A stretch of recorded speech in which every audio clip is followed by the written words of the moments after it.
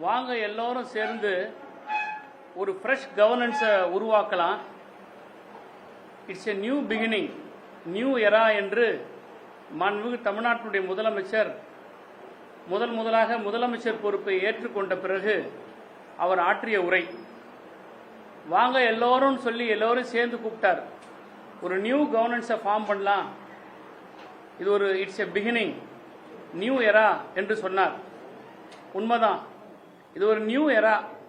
100 நாளில் 546 குற்ற சம்பவங்களை செஞ்ச ஒரு நியூ எரா இன்னைக்கு மாண்புமிகு விஜயினுடைய சர்க்கஸ் சர்க்கார் தலைமையில் நடைபெற்றிருக்கக்கூடிய ஆட்சியில் இருக்கக்கூடிய ஒரு சாதனை. இது பெண்கள் பாதுகாப்பு ரொம்ப நான் ஸ்ட்ரிக்டா வச்சிருப்பேன்னு சொன்னார்.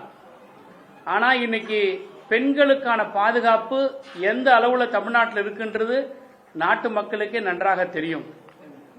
தாவேகா கட்சியில் இருக்கக்கூடிய பெண்களுக்கே பாதுகாப்பு கொடுக்க முடியாத ஒரு பள்ளியில் இருக்கிற சர்க்காராக தான் இது இன்னைக்கு இருந்துட்டு இருக்கு. போதை கலாச்சாரத்திலிருந்து நம்ம பசங்களை அதிலிருந்து மீட்கணும், அவங்களை காப்பாற்ற வேண்டிய பொறுப்பு நமக்கு இருக்குன்னு சொன்னார். ஆனா போதை பழக்கம் கடத்தல் இங்கு இருக்கிறது, இந்த கல்லூரி வளாகத்தில் போதை கடத்தப்படுகிறது, போதைப் பொருள் விற்கப்படுகிறது என்று தகவல் கொடுத்த அந்த மாணவனுக்கே பாதுகாப்பு கொடுக்க முடியாத வெக்கங்கட்ட சர்க்கஸ் சர்க்கார் அரசு தான் இந்த விஜயுடைய அரசு. நீங்க சட்டத்தை பாதுகாக்கக்கூடிய ஒரு முதலமைச்சர், சட்டம் ஒழுங்கை கையில் வைத்திருக்க கொண்டிருக்கக்கூடிய முதலமைச்சர், காவல்துறையை கையில் வச்சிருக்கிற முதலமைச்சர், ஜென்சி பிள்ளைகள் எல்லாம் உங்களுக்கு ஆர்வமா வாக்களித்த இந்த முதலமைச்சருக்கு இன்னைக்கு ஜென்சிக்கள் மட்டும் ஏறத்தாழ 10க்கு மேற்பட்ட இளைஞர்கள் இன்றைக்கு கொல்லப்பட்டிருக்கிறார்கள், படுகொலை செய்யப்பட்டிருக்கிறார்கள். இந்த கொலை பழியை மாண்புமிகு முதலமைச்சர் அவர்கள் ஏற்றுக்கொண்டுதான் ஆக வேண்டும். இந்த 100 நாள்ல பல குற்ற சம்பவங்கள் தமிழ்நாட்டில் நடந்திருக்கு. நான் ஏற்கனவே சொன்னது மாதிரி 576 குற்ற சம்பவங்கள் இருக்கு. அதுல குற்றங்கள் வாரியாக எங்களால் பட்டியலிட்டு சொல்ல முடியும். இந்த ஒரு வாரத்தில் மட்டும் குற்றங்களினுடைய எண்ணிக்கையில் எடுத்துக்கிட்டீங்கன்னா, கோவையில் ஒரு மாணவன் போதைப் பொருளை பற்றி தகவல் கொடுத்ததா சொல்லி, அமுதன் என்கிற மாணவன், காவல்துறையே சொல்லுது அந்த கல்லூரியில் படிக்கக்கூடிய மாணவர்கள் இடத்துல அமுதன்ற உங்க ஃப்ரெண்டு தான் எல்லா தகவலும் கொடுத்தாருன்னு சொல்றாங்க. அதை அடிப்படையா வச்சு சக மாணவர்கள் எல்லாம் அந்த மாணவனை வந்து கொலை செஞ்சிருக்கிறாங்க. ஆனா சட்டமன்றத்தில் மாண்புமிகு அமைச்சர் என்ன சொல்றாரு, இரு கோஷ்டிகள் இருக்கக்கூடிய மோதல் சொல்லிட்டு வழக்கினுடைய தன்மையை திசை திருப்புறார். நான் கேட்கிறேன் மாண்புமிகு முதலமைச்சர் அவர்களே, இளைஞர்களுக்கான அரசு என்று நீங்கள் மார்த்தட்டிக் கொள்கிறீர்கள். இளைஞர்கள் மூலமாகவே ஆட்சிக்கு வந்தேன் என்று சொல்லுகிற நீங்கள், ஒரு இளைஞன் குற்றம் நடைபெறுகிறது என்று காவல்துறைக்கு சொன்ன ரகசியத்தை காப்பாற்றாத காவல்துறை, அப்படிப்பட்ட காவல்துறை என்ன மாதிரியான காவல்துறை? அதற்கு நீங்கள் முதலமைச்சராக இருப்பதற்கு கொஞ்சமும் உங்களுக்கு தகுதி இருக்கிறதா என்ற கேள்வியை தான் உங்களை நோக்கி நான் கேட்கிறேன். அமுதனுடைய தாயார் சொல்லுகிறார்கள், அரசின் மீது எங்களுக்கு நம்பிக்கை இல்லை, மாண்புமிகு எதிர்க்கட்சி தலைவர் அண்ணன் உதயநிதி அவர்கள்தான் எங்களுக்கு நீதி பெற்று தர வேண்டும் என்று சொல்லுகிறார்கள் என்று சொன்னால், ஆளுகிற அரசின் மீது இந்த நாட்டு மக்களுக்கு நம்பிக்கை இல்லை. எதிர்வரிசையில் இருக்கக்கூடிய எதிர்க்கட்சியா இருக்கக்கூடிய திராவிட முன்னேற்ற கழகத்தின் மீதுதான் நம்பிக்கை இருக்கிறது என்பது இது எடுத்து காட்டுகிறது. நேற்றைக்கு திருவொற்றியூரில் 2 அமைச்சர்கள், ஆதவ அர்ஜுனா அவர்களும் மாண்புமிகு ராஜ்மோகன் அவர்களும் ஓட விட்டிருக்காங்க. இந்த 100 நாள் சாதனை என்னவென்று சொன்னால், அமைச்சர்களை தலை தெறிக்க ஓட வைத்ததுதான் இந்த 100 நாள் சாதனை. இதே மாதிரி தண்டையார்பேட்டையில் கஞ்சா வித்ததை தட்டி கேட்ட பையனை அம்மிக்கல்ல தூக்கி கொலை செஞ்சிருக்கிறாங்க. திருவரம்பூர்ல 2 தாவேக்காரங்க ஒருத்தரை வெட்டி கொலை பண்ணிருக்கிறாங்க. விருதுநகர்ல ஒரு ஸ்கூல் பொண்ணை டார்ச்சர் பண்ணதுக்கு தட்டி கேட்ட அப்பாவை வெட்டி கொண்டிருக்கிறாங்க. காஞ்சிபுரத்தில் கோயில் திருவிழாவில் 2 இளைஞர்கள் வெட்டி கொண்டிருக்கிறாங்க. திருபுவனத்தில் 25 வயசு இளைஞரை வெட்டி கம்மாயில வீசி இருக்கிறாங்க. திருப்பூர்ல லவ் பண்ண சம்மதிக்க மறுத்த அந்த பெண்ணை கொலை செஞ்சது மட்டுமல்ல, அந்த அம்மாவையும் இளைஞர்களையும் கொண்டிருக்கிறாங்க. ஈரோட்டில் ஃபேன்சி ஸ்டோருக்குள்ள புகுந்து ஒரு பெண்ணை கத்தியால குத்தி இருக்கிறாங்க. இதெல்லாம் இந்த கடந்த ஒரு வாரத்தில் நடந்த குற்ற சம்பவங்கள். அம்பத்தூர்ல புதூர்ல ஆட்டோவில் ஒரு பெண்ணை உட்கார வச்சு கழுத்தை அறுத்து ரோட்ல வீசி இருக்கிறாங்க. இந்த மாதிரியான குற்ற சம்பவங்கள்லாம் இதுக்கு முன்னாடி நடக்கவே இல்லை. சினிமா படத்துல வர மாதிரி காட்சிகளை, கொலை காட்சிகளை அரங்கேற்றி கொண்டிருக்கிறாங்க. கும்மிடிப்பூண்டியில 17 வயசு இளைஞனை கொன்று கல்லறை மேல போட்டு, இன்னும் சொல்ல போனா சில கொலை சம்பவங்களை செய்து ரீல்ஸ் எடுத்து வெளியிடுறாங்க. இதெல்லாம் எந்த கலாச்சாரத்தை காட்டுது? ஒரு திரைத்துறையிலிருந்து வந்தவர் தமிழ்நாட்டுக்கு முதலமைச்சர், அதனுடைய விளைவு என்னன்னா, நீங்க திரைப்படத்தில் ஹீரோவா இருக்கலாம், திரைப்படத்தில் நீங்க நடிச்சு காட்டின அந்த ஹீரோயிசத்தெல்லாம் பார்த்து இன்னைக்கு தமிழ்நாட்டு இளைஞர்கள் இதை செய்கிறார்கள். தமிழ்நாட்டுடைய இளைஞர்களுக்கு நீங்கள் ஒரு தவறான முன்னுதாரணமா இருக்கிறாங்கன்றதான் இதை எடுத்து காட்டுது. வேலூர்ல தலைமை பெண் காவலரே குத்தி கொண்டு இருக்கிறாங்க. இதை விட என்ன கேவலம் இருக்கு? வெக்கமா இல்லையா முதலமைச்சருக்கு? காவல்துறையை தன் கையில வச்சிருக்கக்கூடிய முதலமைச்சர் காவல்துறை இடத்துல தகவலை கொடுக்கறாங்க. தகவல் கொடுத்த பையனை காப்பாற்றுறதுக்கு வக்கீல்ல இந்த காவல்துறைக்கு. ஆனா எதிர்கட்சி தலைவர் கைதின் போது சாலைகள் இருக்கக்கூடிய திராவிட முன்னேற்ற கழகத்தினுடைய இளைஞரை பார்த்து 2 கையை வச்சு அடிப்பார் சென்னை மாநகரத்தினுடைய ஆணையாளர் கமிஷனர் அமல்ராஜ். எந்த கமிஷனர் எந்த காவல்துறை கமிஷனர் ஒரு கைது நடவடிக்கைகள் ஸ்பாட்டுக்கு வந்திருக்கிறாங்க? இருக்கிற வேலையை விட்டுட்டு வேற வேலையை நீங்க செஞ்சுக்கிட்டு இருக்கிறதுனால தான் இந்த குற்ற சம்பவங்கள் நடக்குது. அன்னைக்கு திமுக இளைஞருடைய முதுகலை 2 கையை வச்சு அடிக்கிறீங்களே, அந்த ஆர்வம், அந்த ஆளுமை குற்றவாளியை கண்டுபிடிக்கிறதுக்கு இந்த காவல்துறை இருக்க வேண்டும். கோயம்புத்தூர்ல இதே மாதிரி நகைக்காக ஒரு வயதான பெண்ணை கொண்டு இருக்கிறாங்க. இந்த ஆட்சியில பச்சிலம் குழந்தையிலிருந்து பல்லில்லாத பாட்டி வரை பாலியல் வன்கொடுமைக்கு ஆளாக்கப்பட்டு கொலை செய்யப்படுகிறார்கள். நான் ஆட்சிக்கு வந்தா சட்ட ஒழுங்கை காப்பாற்றுவேன்னு சொன்னார். இதுதான் சட்ட ஒழுங்கை காப்பாற்றுற லட்சணமா? நான் ஆட்சிக்கு வந்த பிறகு மக்களுக்கான ஆட்சியை நான் தருவேன்னு சொன்னீங்க. மக்களுக்கான பிரச்சனை இதுவரைக்கும் எதை பேசியிருக்கிறீங்க? நீங்க காவிரி நதி பிரச்சனைக்காக நீங்க வாய் திறந்திருக்கிறீங்களா? நேற்றைக்கு கர்நாடகாவில் தமிழர்களை சுட்டு கொண்டு இருக்கிறாங்களே, அதற்காக நீங்க வாய் திறந்து பேசியிருக்கிறீங்களா? இல்ல மேட்டூர் 12ஆம் தேதி ஜூன் 12ஆம் தேதி தண்ணி திறந்து விடணுமே, அதை பத்தி ஏதாவது வாய் திறந்து பேசியிருக்கிறீங்களா? மேகதாது அணை கட்டுவது குறித்து நாங்கள் தனியாக ட்ரிபுனல் அமைக்கப்பட வேண்டும் என்று ஒன்றிய அமைச்சரிடத்தில் போய் நீங்க கேட்டிருக்கிறீங்களா? ஒன்றிய அரசிடத்தில் நீங்க பம்புறீங்க. அங்க நீங்க பம்புகிற முதலமைச்சராக தான் இருக்கிறீங்களே தவிர, தமிழ்நாட்டில் நீங்க சட்டமன்றத்திலையும் வெளியிடங்களில் மட்டும்தான் நீங்க பாயிர முதலமைச்சரா நீங்க காட்டுறீங்க. இந்த ஆடி மாசமானா தள்ளுபடி கொடுப்பாங்க பொருளுக்கெல்லாம். ஒரு சட்டை வாங்கினா ஒரு சட்டை ஃப்ரீ, ஒரு பேண்ட் வாங்கினா ஒரு பேண்ட் ஃப்ரீ, ஒரு ஜாக்கெட் பிட்டு வாங்கினா இன்னொரு ஜாக்கெட் பிட்டு ஃப்ரீன்னு ஆடி மாசம் தள்ளுபடி கொடுப்பாங்க. அந்த மாதிரி இந்த கொக்கைன் பவுடர் பயன்படுத்தின சரத் மந்திரியினுடைய தொகுதியில் கஞ்சா வாங்கினா மாத்திரை ஃப்ரீ. இப்படிப்பட்ட ஒரு கேவலமான கேடுகட்ட ஆட்சி தமிழ்நாட்டில் இது வரைக்கும் நடந்திருக்கா? ஒரு பொருள் வாங்கினா ஒரு பொருள் ஃப்ரீன்னு கேள்விப்பட்டிருக்கங்க. கஞ்சா வாங்கினா மாத்திரை ஃப்ரீன்னு சொன்ன ஒரு தரங்கட்ட அரசாங்கம் தமிழ்நாட்டில் இது வரைக்கும் நடந்திருக்கா? விஜயனுடைய அரசாங்கம் நடந்திருக்குது. சட்டமன்றம் நடந்துகிட்டு இருக்கு. கவன ஈர்ப்பு தீர்மானத்தை கொடுத்திருக்கிறார் மாண்புமிகு எதிர்க்கட்சி தலைவர். கோவையில் நடைபெற்ற கொலை சம்பவத்திற்கும் மாணவனுடைய கொலை சம்பவத்திற்கும் தமிழ்நாட்டில் நடைபெற்று வருகிற பல்வேறு கொலை குற்றங்களுக்கெல்லாம் ஒரு சிறப்பு கவன ஈர்ப்பு தீர்மானத்தை கொடுத்துட்டு பதில் வாங்க வேண்டிய இடத்துல பதில் கொடுக்க வேண்டிய இடத்துல இருக்கக்கூடிய முதலமைச்சர் இன்னைக்கு சட்டமன்றத்துக்குள்ள உட்காரல. எதிர்க்கட்சி தலைவர் சட்டம் ஒழுங்கை பத்தி கவன ஈர்ப்பு தீர்மானத்தை கொடுத்த பிறகு சம்பந்தப்பட்ட முதலமைச்சர், காவல்துறை கையில் வச்சிருக்கிற முதலமைச்சர் பேசாம ஓடி ஒளிஞ்சுக்கிட்டு இருக்கிற அமைச்சர்கள் சம்பந்தமே இல்லாத அமைச்சர்கள் எழுந்து எழுந்து எழுந்து பேசிக்கிட்டு இருக்கிறாங்கன்னா இது என்ன மாண்பு? என்ன சட்டமன்றத்தினுடைய மரபை நீங்க கடைபிடிக்கிறீங்க? இதுல வேற லட்சணம். ஒரு அமைச்சர் சொல்றார், முதலமைச்சர் வரும்போது எழுந்துச்சு நிக்கணும் எதிர்க்கட்சி தலைவர். நான் கேட்கிறேன், முதலமைச்சர் தான் மக்களால் தேர்ந்தெடுக்கப்பட்டவரா? எதிர்க்கட்சி தலைவரும் மக்களால் தேர்ந்தெடுக்கப்பட்டவர் தான். அப்ப எதிர்க்கட்சி தலைவர் வரும்போது சிஎம் விஜய் சார் எழுந்து நிற்பாரா? என்ன பேச்சு இது? சட்டமன்றத்தில் பேரவைத் தலைவர் வரும்போது மட்டும்தான் எல்லா உறுப்பினரும் எழுந்து நிற்கணும். பேரவைத் தலைவரை தவிர வேறு யாருக்கும் அந்த இடத்துல எழுந்து நிற்க வேண்டிய அவசியம் கிடையாது. முதலமைச்சரே இருந்தாலும் பேரவைத் தலைவருக்காக எழுந்து நிற்கணும். என்ன மாதிரியான மரபுல கொண்டாந்து இவங்க புகுத்துறாங்க? இந்த 100 நாட்கள்ல சட்டம் ஒழுங்கு சந்தி சிரிச்சிருக்கிறது. விலைவாசி கட்டுக்கடங்காம ஏறி இருக்குது. அரிசி விலை கிலோவுக்கு 30 ரூபாய் ஏறி இருக்குது. ஆவின் பால் தட்டுப்பாடு ஏற்பட்டிருக்கிறது. இன்னைக்கு வந்து கரண்ட் பில்லு ஷாக் அடிக்குது. மக்களுடைய பிரச்சனை, அன்றாட பிரச்சனை, இதை பத்தி அரசாங்கம் யாராவது வாய் திறந்து பேசுறாங்களா? சட்டமன்றத்தில் கேட்கிற கேள்விக்கு அந்த துறையினுடைய மந்திரிங்க யாராவது பதில் சொல்றாங்களா? சம்பந்தமே இல்லாதவங்க ஆளாளுக்கு எழுந்துச்சு பேசுறாங்க.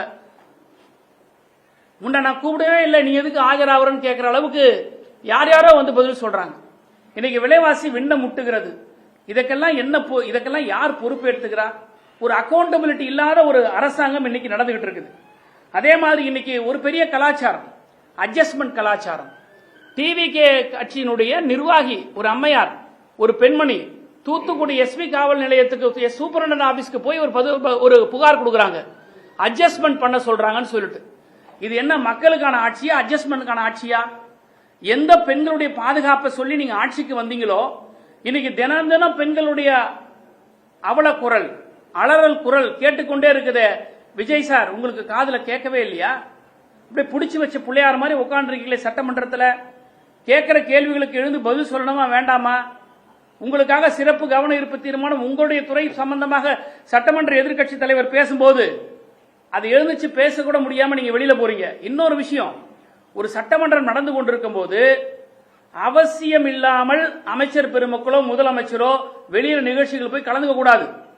சட்டமன்றத்தில் தான் அங்க அவைலபிளா இருக்கணும். சட்டமன்ற நடவடிக்கைகள் நேரங்களுடைய பெரும்பான்மையான நேரங்கள் அவங்க உள்ளதான் உட்காரணும். இயற்கை உபாதைகளை தவிர அல்லது உணவு இடைவேளைகளை தவிர சட்டமன்ற நடவடிக்கைகள் முழுமையாக இருந்து கவனிக்கப்பட வேண்டும். எதிர்க்கட்சி தலைவர் கவன ஈர்ப்பு தீர்மானத்தின் போது உரையாற்றும் போது எங்க போயிருந்தீங்க சார்? சரி போனீங்க, போன இடத்துல பேசுனீங்களா?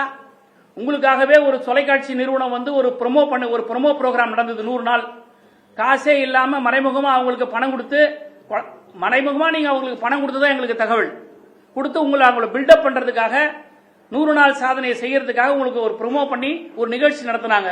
அங்கேயாவது போய் உங்க சாதனையை பேசுனீங்களா? முதலீட்டாளர் மாநாடு நடத்துனீங்க. முதலீட்டாளர் மாநாட்டில் பத்திரிகையாளர் உங்களை யாராவது அனுமதிச்சாங்களா? ஏன்னா குட்டு வெளிப்பட்டுரும். பத்திரிகையாளர் உள்ள போனாங்கன்னா இன்வெஸ்டர்ஸ் யாராவது பேசுவாங்க. பேசும்போது இவங்கெல்லாம் உண்மையிலே இன்வெஸ்டர்ஸா இல்ல கோட்டு சூட்டு மாட்டின்னு வந்து இன்வெஸ்டர்ஸான்றத குட்டு வெளிப்பட்டுடும். அதுக்காக பத்திரிகையாளர் உள்ள அனுப்பல. சரி, பத்திரிகையாளர் உள்ள அனுப்பல, நீங்க என்ன பேசுனீங்க? நீங்க அங்க உரையாற்றுனீங்களா? யாரை நம்பி வந்திருக்கிறாங்க? அங்க முதலமைச்சர் நம்பி வந்திருக்கிறாங்க. முதலமைச்சருடைய பாலிசி என்ன, பார்வை என்ன, நோக்கம் என்ன, தொழில்துறையை பத்தி எண்ணம் என்ன, இதை பத்தி எல்லாம் பேசினாதானே நம்பிக்கையோட வந்து அவங்க வந்து உங்களிடத்துல முதலீடு செய்வாங்க. இது எதுவுமே கிடையாது. சினிமா படத்தில் நடிக்கிற மாதிரியே இன்னைக்கு ஆட்சியை நடிச்சுக்கிட்டு இருக்கீங்க. நான் ஒன்னே ஒன்னு கேட்கிறேன், இந்த ஆட்சியாளர்களை பார்த்து, நீங்கள் 100 நாள்ல சாதித்தது என்ன அப்படின்னு ஒரு வீடியோ வெளியிடுறீங்க. எதையாவது ஒரு சாதனையை நீங்க வெளியிட்டீங்களா? இன்னைக்கு காலையில இருந்து நான் பார்த்துட்டு இருக்கேன். நீங்க வந்து பதவியேற்பு விழாவில் பேசின பேச்சு, அங்கங்க நீங்க விட்ட டைலாக்கு, இதையெல்லாம் தான் நீங்க செஞ்சீங்களே தவிர, அதை விட இன்னொரு முக்கியமான சாதனை என்னன்னா, விஜய்க்கே டஃப் கொடுத்துருக்காங்க நம்ம மந்திரிங்களாம். ஜனநாயக படத்தை பார்த்துட்டு ஆக்ஷன்ல ரொம்ப கில்லடியாகிறாங்க ஒவ்வொரு மந்திரியும். எல்லாம் கண்ணீர் விட்டு எழுதாங்க. விஜய்க்கு கூட அந்த நடிப்பு வராது, அந்த அளவுக்கு டஃப் கொடுத்துருக்காங்க. இதுதான் இந்த 100 நாட்கள்ல செய்யப்பட்டிருக்கிற சாதனையை தவிர வேற எதுவுமே கிடையாது. பத்திரிகையாளர்களுக்காக சந்திப்பது கிடையாது. 100 நாள் ஆச்சே, நீங்க பத்திரிகையாளரை சந்திச்சு நான் செஞ்சிருக்கிற சாதனை ஏதாவது சொல்லியிருக்கிறாரா? 2வது, பத்திரிகையாளர்களை வந்து தணிக்கை செய்கிறார்கள். எந்த நிகழ்ச்சிக்கு வர வேண்டும், எந்த நிகழ்ச்சிக்கு வெளியே வைக்க வேண்டும் என்ற ஒரு கட்டுப்பாடு. இது அறிவிக்கப்படாத எமர்ஜென்சி. பத்திரிகையாளர்களுக்கான சுதந்திரத்தை இவங்க வந்து கொடுக்கவே இல்லை. இதை யாரும் கேட்கவும் மாட்டேன்றீங்க. யாராவது புறக்கணிக்கிறீங்களா முதலமைச்சருடைய நிகழ்ச்சியை? யாராவது அமைச்சர்களுடைய பேட்டியை புறக்கணிக்கிறீங்களா? கண்டென்ட்டுக்காக நீங்க போறீங்க, ரைட்டு, ரீல்ஸுக்காக போறீங்க. எவ்வளவு காலம் இப்படியே போக போறீங்க? தமிழ்நாட்டுடைய கலாச்சாரம் மாறுது, தமிழ்நாட்டுடைய அரசியல் மாண்பு மாறுகிறது, தமிழ்நாட்டுடைய அரசியல் மரபு மாற்றப்படுகிறது. இதையெல்லாம் எதிர்க்கட்சியாக எங்களை போன்றவர்கள் மட்டும்தான் கேட்க வேண்டும் என்பது அல்ல. பத்திரிகை துறையாக இருக்கக்கூடிய உங்களுக்கும் அந்த பொறுப்பு இருக்கு, அந்த கடமை இருக்கு. அதனாலதான் சொல்றேன், இந்த 100 நாள் வந்து இது வந்து சர்க்கஸ் சர்க்காரை தவிர மக்களுக்கான சர்க்கார் அல்ல. இந்த 100 நாளில் நாசமாகி வருகிற தமிழ்நாடு, நாசமாகும் தமிழ்நாடை தவிர இது நாளுக்கு நாள் முன்னேற்றம் அடைகிற இது தமிழ்நாடு கிடையாது. எனவே இந்த 100 நாள் நீங்கள் செய்யவில்லை என்றாலும் கூட அடுத்து வர காலங்களில் சட்டமன்றம் நடைபெற்றுக் கொண்டிருக்கிறது. இந்த சட்டமன்றத்தில் அந்தந்த துறை அமைச்சர்கள் எழுந்து பதில் சொல்லணும். அந்தந்த கேள்விகளுக்கு அந்தந்த அமைச்சர்கள் பதில் சொல்லணும். அதை விட்டுட்டு நீ செஞ்சியா நான் செஞ்சியா அறவேக்காடு மந்திரிகளா உட்காந்துருக்கிறாங்க. தயவு செய்து நான் சொல்றதுக்கு இது மன்னிக்கணும்.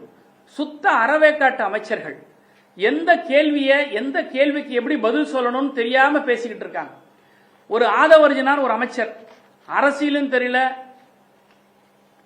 ஆட்சியில் இருக்கக்கூடிய அதிகாரத்தை பத்தியும் தெரியல. நாடாளுமன்றத்தில் நீட் மசோதாவை திராவிட முன்னேற்ற கழகத்தை சேர்ந்த காந்தி செல்வன் அமைச்சர் சட்ட முன்வடிவை தாக்கல் செய்தாருன்னு ஒரு வடிகட்டுன பொய்ய சொல்றார்.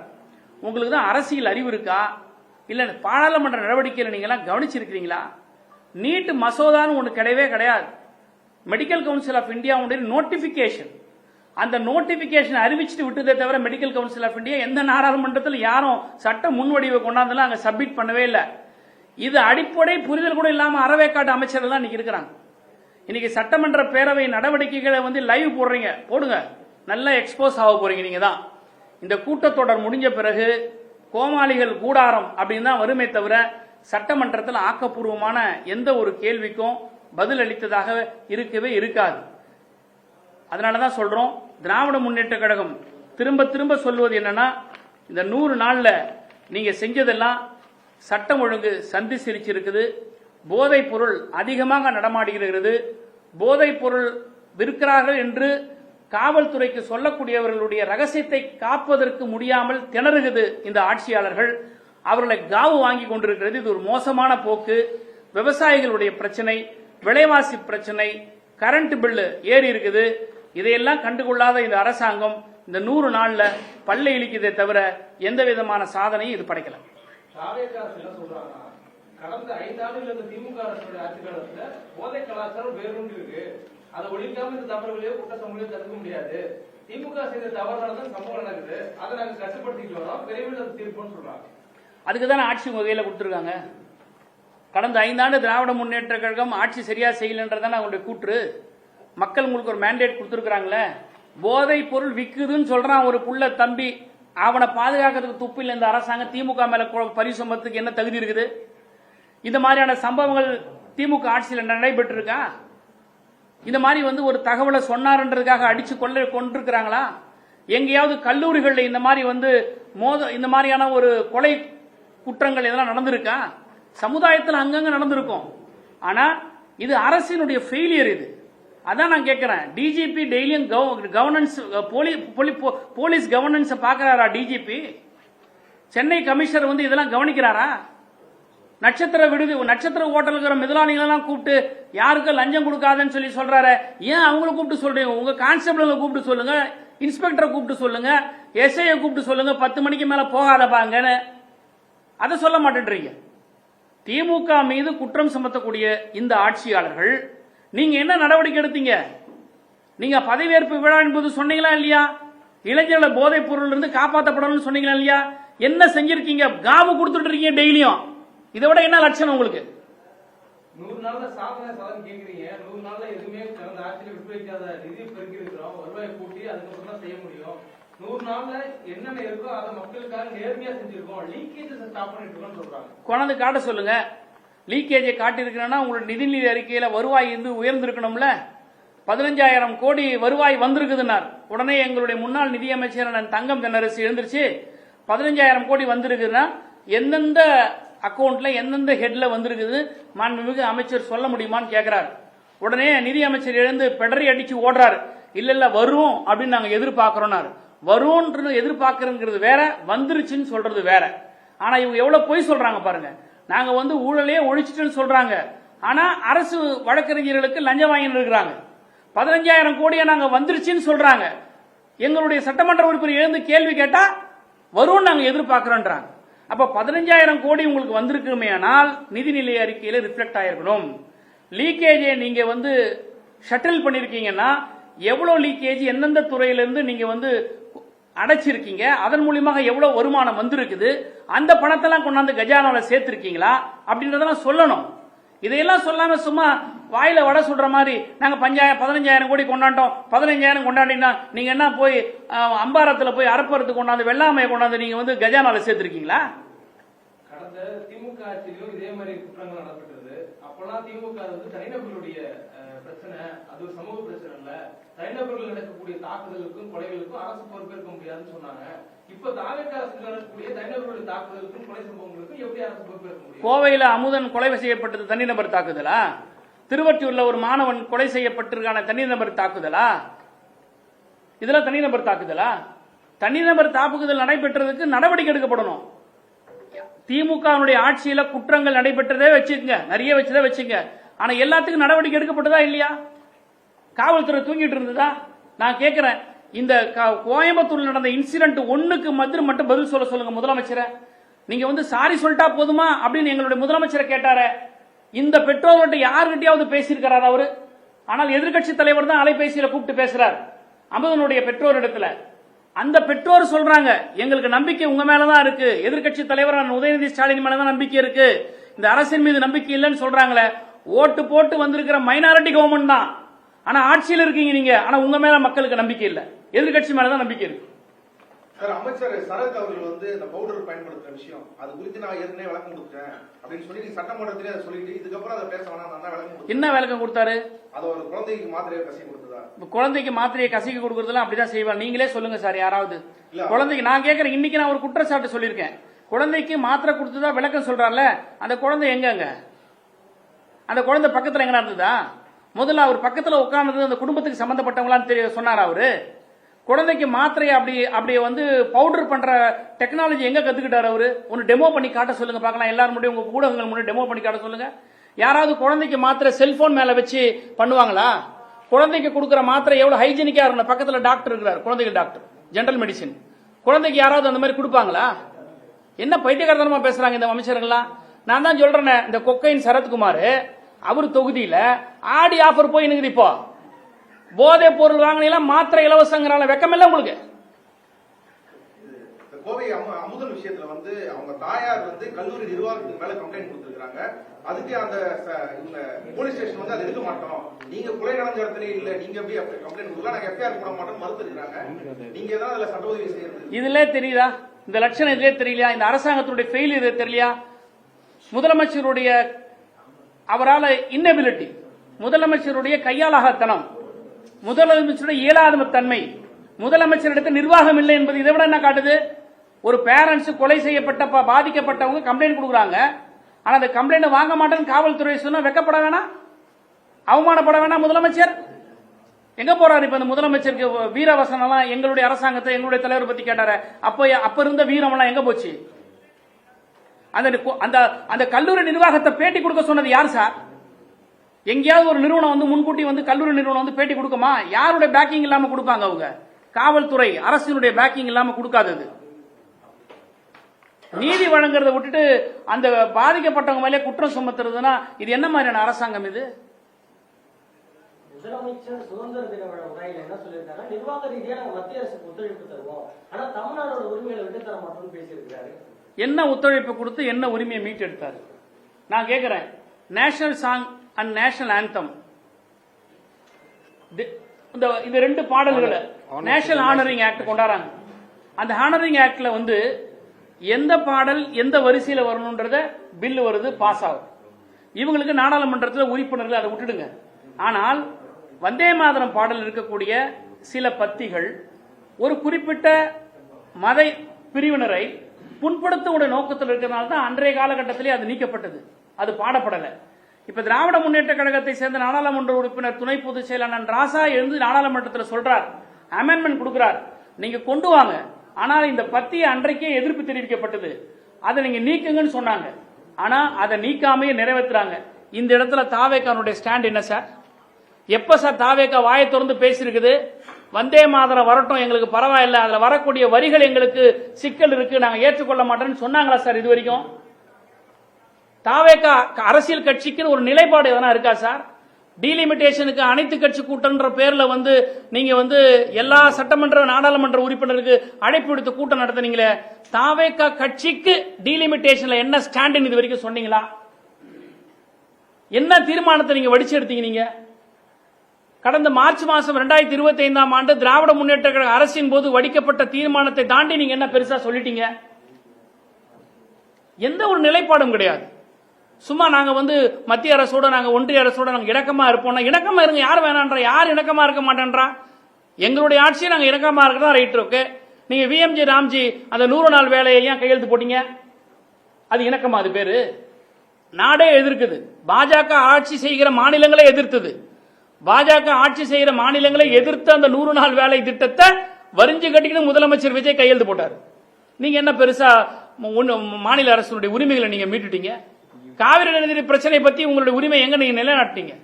மேகதாது அணை கட்டுறது தடுப்பதை பத்தி உங்க உரிமை நீங்க எங்க நிலைநாட்டினீங்க?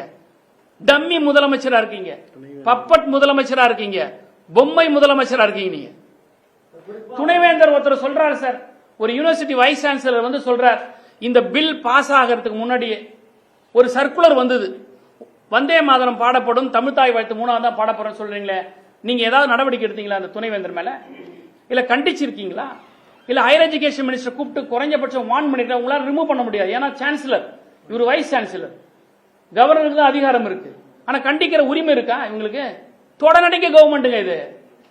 அவங்க என்ன சொல்றாங்க அப்படின்னா, முதலமைச்சர் தலைமையில யூஜிசி நாமினி ஒத்துக்கிறோம். ஆனா திமுக வந்து இரட்டை நிலைப்பாடு உடையவர்கள் அமைச்சர் நிர்மல்குமார். இல்ல மறுபடியும் ரிப்பீட் பண்ணுங்க, சொல்லு. சாரி. முதலமைச்சர் தலைமையில அனைத்து கட்சி எம்பிக்கள் கூட்டத்துல நோ டிலிமிட்டேஷன் ஒரு தீர்மானத்தை கொண்டு வந்திருக்கிறோம். ஆனா திமுக குறித்து பேசுறப்ப சிடிஆர் நிர்மல்குமார் என்ன சொல்லிருக்காங்க, திமுக இன்னைக்கு இங்க வந்து ஆதரிச்சாங்க சட்டப்பேரவை, ஆனா அங்க போய் ஆதரிப்பாங்க. இரட்டை நிலைப்பாடு உடையவர்கள் எங்க போய் எதை ஆரம்பிப்பாங்க? டீலிமிட்டேஷன் ஆதரிப்பீங்க. இப்ப பாராளுமன்றத்தில் டீலிமிட்டேஷன் பில் இருக்கா? கொஞ்சமாவது அறிவு இருக்கா அவங்களுக்குலாம்? அரசியல் தெளிவு இருக்கா அவங்களுக்குலாம்? நாடாளுமன்றத்துக்கு முன்னாடி இப்ப வந்து பில் இருக்கா? நாங்க எப்படி போய் ஆதரிப்போம்? இந்த அரசியல் புரிதல் கூட இல்லையே. மாநில உரிமையில விட்டு கொடுக்க மாட்டேன்னு சொன்னார முதலமைச்சர், தமிழ்நாட்டுடைய முதலமைச்சர். வைஸ் சான்சலரை வந்து நியமிக்கிறதுக்காக ஒரு சர்ச் கமிட்டி போடும். அந்த வைஸ் சான்சலர் நியமிக்கிறதுக்கு சர்ச் கமிட்டி போடும்போது, நாங்க ஆட்சியில் இருக்கும்போது கவர்னர் என்ன சொல்றார், அவர் ஒருத்தரை நியமிக்கிறோம் அப்படிங்கிறார். ஆல்ரெடி சான்சலர் சார்பா ஒன்னு இருக்கு. ஆனா யூஜிசி சார்பா ஒருத்தரை போடணும்னு சொன்ன விஷயத்தை நாங்க தடுத்தோம், நாங்க எதிர்த்தோம், நாங்க நியமிக்கவே இல்லை. ஆனால் இந்த ஆட்சி வந்த பிறகு, தாவேக ஆட்சி வந்த பிறகு உயர்கல்வித்துறை அமைச்சர் யூஜிசி சார்பாக ஒருத்தரை நியமிக்கிறதுக்கு ஒத்துக்கிறார். என்ன பெருசா மாநில உரிமையை நீங்க பாதுகாத்துட்டீங்க? நாடகம், நடிப்பு, வேஷம் சினிமால தான் போட்டீங்க. தமிழ்நாட்டில் முதலமைச்சரா வந்து கூட நீங்க போட்டுட்டீங்க.